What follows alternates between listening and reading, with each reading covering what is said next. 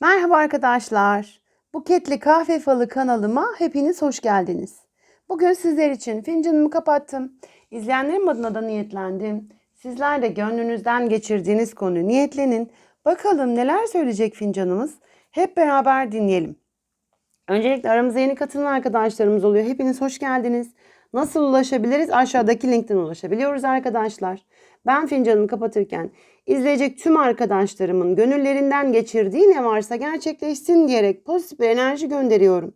Sizler de gönlünüzdekini niyetlenin. Nasıl rehberlik edecek hep beraber dinleyelim. Uyanları kendinize, uymayanları evrene gönderin arkadaşlar. Neyse halimiz o çıksın falımızda diyorum. Yani hepimizin yürekleri elbette ki bir yerde kanıyor, bir yaramız var elbette ki. Yani kul kurar, kader gülermiş. O yüzden arkadaşlar sağlığımıza her zaman şükretmek lazım, hele ki bu dönemde. Şimdi görebildiklerimi kolektif olarak niyetlenerek kapıyorum. Sizlere doğru rehberlik edebilmesi için de siz kendinize uyanları alın, uymayanları evrene gönderin diyorum. Ve neyse halimiz o çıksın falımızda dedikten sonra da sizlere gösteriyorum. Açar açmaz şurada kocaman bir göz var. Nazarınız var demektir. Kişinin bu gözler şu anlama gelir. Yaptığı, yediği, içtiği, giydiği, neyse yani hayatınızdaki hani tam ortasında, hanenin ortasında, yani sizin aile bağınız da göze gelir demektir bu.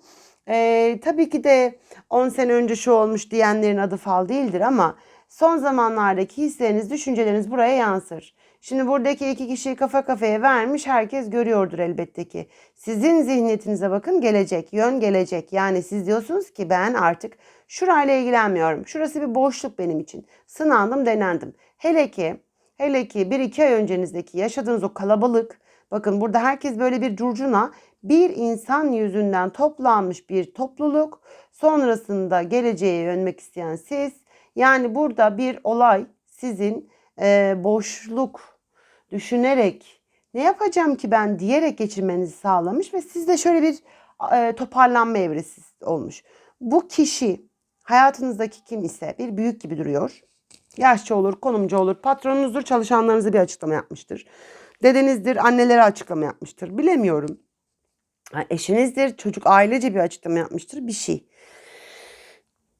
Ama A harfi net var. A harfinin parayla alakalı bir sıkıntısıyla ilgili bir şey söylüyorsunuz. Siz onu hiç duymuyorsunuz onu. Yani birileri hep para, A harfindeki bir kişi hep bir borç ister, geri de vermez. Hep bir sizden yardım ister, sizi de dinlemez. Sizin derdiniz nedir diye sormaz ama hep kendisi sizi sömürür.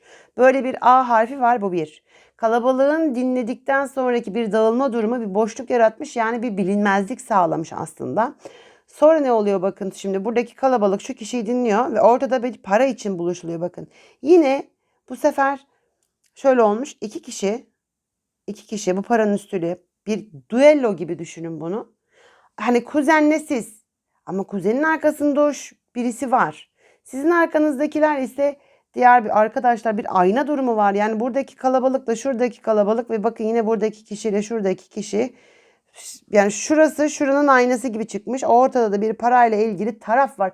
Ben burada bir taraf görüyorum. Kız kardeşle siz anlaşamazsınız. Abinizle, babanızla vesaire. Ama sizi destekleyen bir grup var. O tarafı destekleyen bir grup var. Olay şu kişinin bir şey açıklamasından sonra karışmış. Son 2 aydır bu mevzuyu düşündüğünüzü görüyorum. Aslında güneş tam tepenizde duruyor ama siz artık diyorsunuz ki ben hakkımı alacağım. Ne olursa olsun alacağım. Haricinde bir de çiftle ilgili belki de yani görüyorum. Buradaki bir aile mevzusuysa, ki bence öyle. Haricinde karı koca iki sevgili bir şekilde hayatınıza sokacağınız, girecek bir kişi var. Ha nedir? Hanedeki abla tartışması vardır da bir de evlatla bir şeyler vardır. Yani bağlı olduğunuz birisiyle kafa kafaya verdiğinizi görüyorum burada. Bana kalsa bir aşk, bir karı koca, bir çift bağlantısı. Ve aşağıdaki de mirasla da bir parayla ilgili bir aile bağlantısı. Ama bunu aşağıdakini iş bağlantısı gibi görebiliriz çünkü parayla ilgili bir mevzu. Üsttekini de gönülden bağ olarak görebiliriz. Çünkü iki tarafında anlaşamamasıyla alakalı, insanoğluyla bile kavga eder. Kızıyla, evladıyla, eşiyle, bilemedim hani annesiyle, babasıyla. Bir de yani bu mevzuda belki de anlaşamadığınız bir durumdur. Ama sizi ikiye bölmüş mü? Bölmüş. Çünkü neden? Hem parasal hem gönül olarak uğraştığınız bir mücadeleyle geçmiş şu son 2 ay. Bugünüze baktığımda evet bakın birleşmişsiniz. Karşılıklısınız, konuşuyorsunuz. Kuğu gibi, kısmet gibi, ne diyelim ona, ağız ağza vermiş kumru gibi. Evladınızlasınızdır. Bir yüzleşme, bir konuşma durumunuz olmuş. Bugününüzde çünkü yaklaşık geçen gün, dün bu falı dinledim ya, akşam buluştum gibi, çok eli kulağında bir buluşma. Eğer buluşma gerçekleşmediyse gerçekleşmek üzere eli kulağında diyeceğim bir konuşmanız var. Yönünüz tamamen gelecek. Oklarınız tamamen artık gelecek. Bazen siz de bakın bir geçmişteki bir konuşmayı, bazen bir geleceğe bakıyorsunuz ama sizin gelecekte aile tablonuz var kafanızda. Evladımla barışacağım, kocamla iyi olacağım, evladıma iyi bir anne baba olacağım. Bir şekilde hani ailemdeki o problemi çözeceğim. Yani sizin böyle kararlılıklarınız çok net. Çok sıfırdan başlamak, köklü açılım, hani yeni bir sayfa, bunda da her neyse hayırlı bir durum aslında bu. Güçlülüğünüzü, istikrarınızı koruyun derim. Çünkü şurada 15 gün sonra bir yüzleşme ortamı oluyor. Yine aynı kalabalığa benzer bir paranın üstüne çıkmış 1, 2, 3 kişi. 3 kişisiniz burada, bakın görün, 1, 2, 3. Hatta yönünüz de zaten bu olayı çözmek ama öte yandan da bağlı olduğunuz şey sizi ikiye bölüyor gibi. Bazen geçmiş, bazen gelecek arasında sıkışıp kalmış bir ruh. Ancak şunu söylemek isterim, net söylüyorum.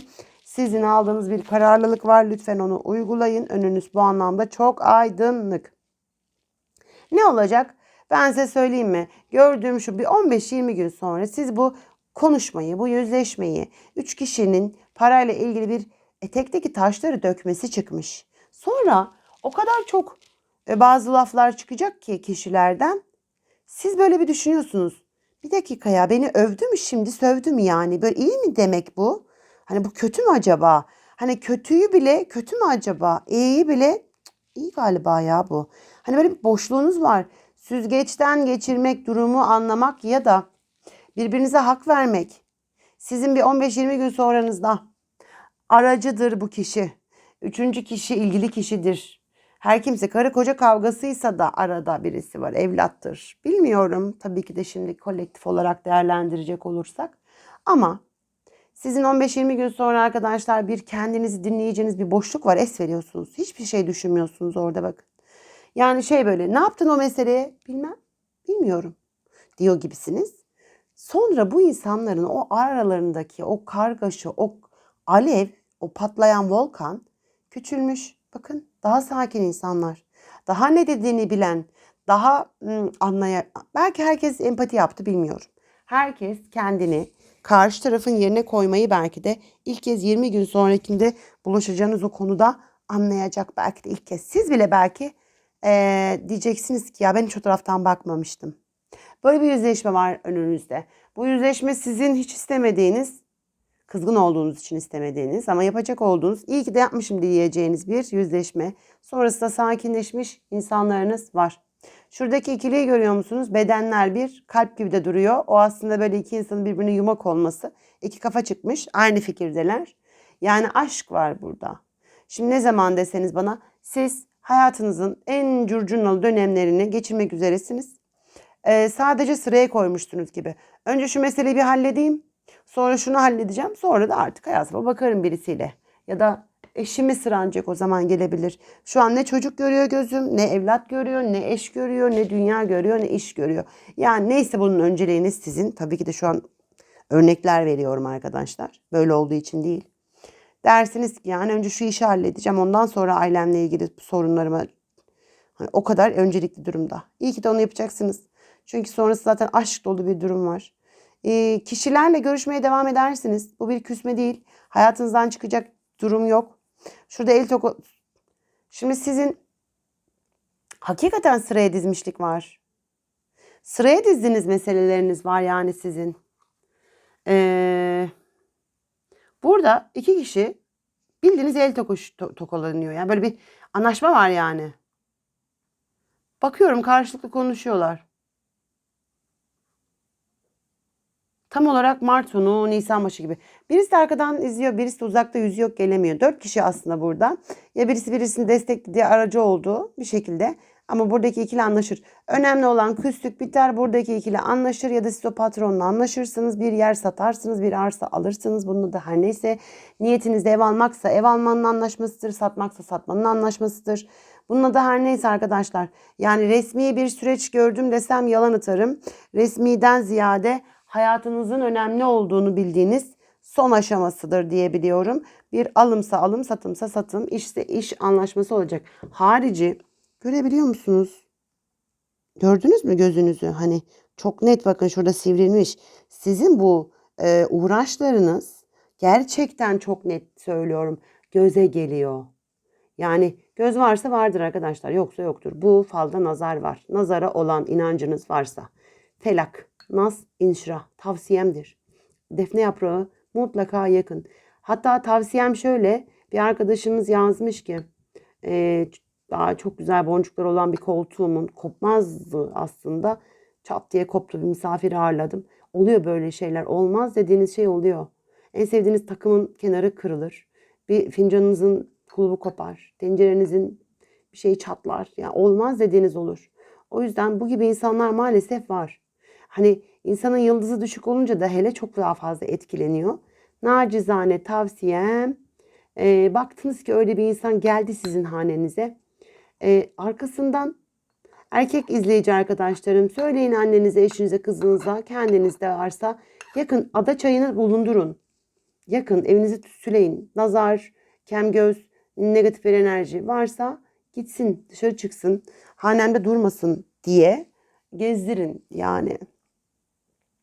Şimdi kalabalıklaşacaksınız. Rakamsal bir şey konuşuluyor. Bakın, bir insana çok net pi rakamı çıkmış bir insanla beraber konuşuyorsunuz. Bu insan, bakın, şu iki kişiden kafa akıl alıyor gibi çıkmış. Yani kafasında o iki insan çıkmış. Sanki gidip prova yapıyor ki öncesinde, sonra gelip sizinle konuşacak. Siz ona bir şey sunuyorsunuz bir tepside gibi. Peki bunun fiyatsal bedeli ne olacak? Parasal bedeli ne olacak? Hadi sen bunu aldın. Al bu tarlayı, sus, tamam, bana bu tarlanın karşılığını ver ama gibi bir şey sunuyorsunuz. Ona bir şey sunuyorsunuz. Karşılığında rakamsal bekliyorsunuz. Aranızda rakamsal bir durum var. Kişinin de elindeki para sizin elinizdeki mala yeterli değil. Bununla ilgili bir iki kişiden konuşmuş. Bakın, Mayıs aylarında bir şey anlaştınız, sattınız. O başka bir olaydı. Sonrasındaki gündeminizde şu var. Gerçi alım satım olaylarıyla ilgili bir anlaşma var. Acaba onun detayıyla ilgili mi bir görseldir? Şimdi şöyle söyleyeceğim. Anlaşma sağlanıyor demiştim ya. Bir el tokalaşmışlığınız vardı. Ama burada şey var. Bir sayısal değer çıkmış. Ama onun haricinde sizin malınız daha büyük çıkmış. Karşı tarafın parası daha az. Bununla ilgili bir anlaşma süreci sizi bekliyor gibi görünüyor arkadaşlar. O yüzden de anlaşacak mısınız? Evet. O karşınızdaki insanın kafasındaki iki kişi çok tehlikeli yalnız. Bilin, o kimler olduğunu siz tanıyorsunuz gibi. Haneye de yakın çıkmışlar zaten bu konudakiler. Yani öz amcanız size ederinden az para vermeyi teklif edebilir ama sonunda kabul edecekler. Onu da söyleyebilirim. Güzel bir kalabalık görüyorum. Burnu, bu arada Karadenizlerin yöresinde kemiklidir ya burunlar. Kemik yapıları daha çıkıktır ya. Öyle bir yüzlü bir erkekle ilgili bir şey konuştuğunuzu görmekteyim. Haricinde işle ilgili de bir insan sizin bir şey, bakın, siz iş yerinde bir şey yapacaksınız. Böyle bir kanıtlıyorsunuz kendinizi. Oynayarak gittiğinizi görüyorum. Bildiğiniz şıkır şıkır oynadığınızı görüyorum. Bir insan da siz oynarken o kadar üzgün bakıyor ki. Yani aslında sanki canım arkadaşım hayırlısı olsun, terfi mi aldın sen deyip arkanızdan oy terfi olmuş falan gibi konuşurlar ya. Hakikaten o modda. Siz de böyle bir şey sevmişsiniz. Hakikaten oynaya oynaya gidiyorsunuz arkadaşlar. Bunu çok net görüyorum. Çizginiz belli sizin. Bu çizgi kesinlikle şöyle görüyorum bunu. Ee, Hayatınızda yaşadığınız tecrübeleriniz var ve siz artık diyorsunuz ki ben gördüm, aile içerisinde olabilecek her şeyi gördüm gerçekten. İşle ilgili de bakın, birisi arkanızdan da konuşunca diyorsunuz ki tamam, ben insanlara artık hiç güvenmem. Hele bunu da gördüm ya, tamam. Hani amcanız da size ederinden az vermeye çalıştı ya, tamam. Çizmişsiniz gerçekten kendinizi. Şimdi bir insan dışarıda baka kalıyor. Yani bir insanı hayatınızdan men etmişsiniz. N harfi çıkmış burada. N ya da Z diyebiliriz buna. Bu harfteki insan ellerini bağlamış, öfkeli öfkeli size bakıyor. Buradaki çift, bakın, gerçekten aileye yatkın, yani bağları bir. Buradaki kişi ne derse desin ellerini bağlamış, böyle öfkeli öfkeli bakan N ya da Z harfli bir insanın Hatta izlendiğiniz, bakın burnu çıkmış, kemikleri çıkık bir yapısı olan birisinin sizi izlediğini görüyorum. Ama bu ikili birbirleriyle bağları bir fikir çatışması yaşayacaksanız bile, bu iki sebeple, bu izleyen ve bu söyleyen kişilerle alakalı fikir çatışmanız olacaksa bile bağınız kopmaz, yolunuz açık derim. Yani çift tarafında kesinlikle ayrısınız vesaire görüyor değilim. Sadece o izleyen kızdığıyla kalır, söyleyen söylediğiyle kalır. Etkilerler mi? Şöyle etkilerler. Çünkü böyle bir arka arkayasınız. Bir fikir çatışması sağlayacak o insanlar. Bilin ki onlar yüzünden böyle oldu. Özünüzde iyisiniz ya da özünüzde anlaşıyorsunuz siz. Bu çift özünde iyi anlaşan bir çift, milletin galyanına gelin istemem. Bunu bilin diyorum yani bu fal olarak da. Arkadaşlar, ben görebildiklerimi aktarmaya çalıştım dilimin döndüğünce.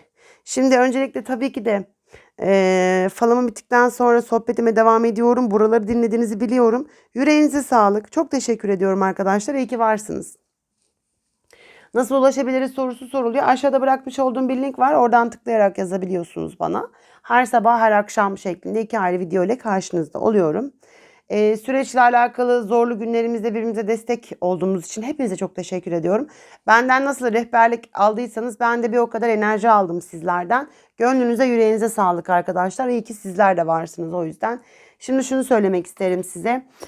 Tabii ki de süreç zaten zorladı, hepimizi zorladı. Hak vermiyor değilim ama hepimizin inancı bu anlamda şu olmalı. Yarınlarımızdan umudumuzu yitirmeliyiz ve umudumuzu yitirmemeliyiz ve bu günler geçecek. Bu günler sonlanacak elbette ki. İnşallah da son aylarıdır. Bu yazdan çok umutluyum açıkçası.